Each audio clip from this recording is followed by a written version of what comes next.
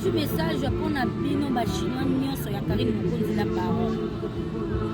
Au nom de Karine Mokonzi la baronne, que j'aime beaucoup, ma soeur dit notre mère, une fille très bien, une fille sera le bas soutenir des koto camarades.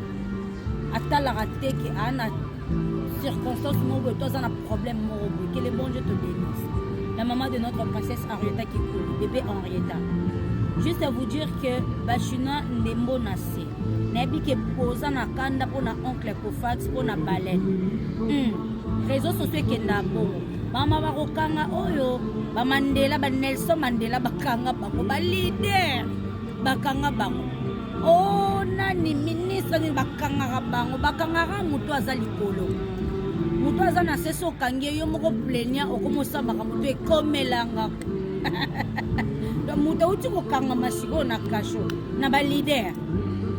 Côté musical ya nani bien réponse faire rigola ya bini deuxième leader muso akangami ya suka mutangami ya suka yango ya ba star Kofax a star Kofax oncle Kofax aza liloba ya réseaux sociaux bakangi ekenda kabongo mutakufite toko samba ka malembe dans les ponts nzambe likolo leta na se siko mukata makambo nyonso ya kaka nzambe.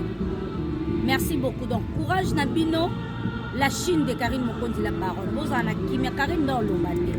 Elle se porte à merveille, elle va bien. À haute tête, c'est moi. Moi, le béaté. Yo, c'est là, loba. Non, on a zabobé un de Amoukala, n'accepte. Donc, il y a le bélange à Amoukala, le bélange et j'accepte. Mais quand on a un système, au fin, il est bouleversé, j'accepte. Au fin, Amoukala n'a porté en nous. Maître Kofax et oncle Kofax, beaucoup de courage. Makambo qui est toko propre. Cicatrice et mon anati. Courage à toi, baleine. Soda makasi Karine Mokonzi la baronne. Nzambe kande muto battre la bine. Nzambe ne mettre la bine. Voilà, la Chine, beaucoup de courage à vous. Au nom de tous mes soldats.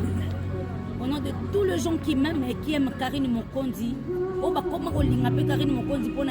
tous, on vous soutient. Donc portez-les bien vraiment soutien du fond du cœur. Marambango et les gars bien.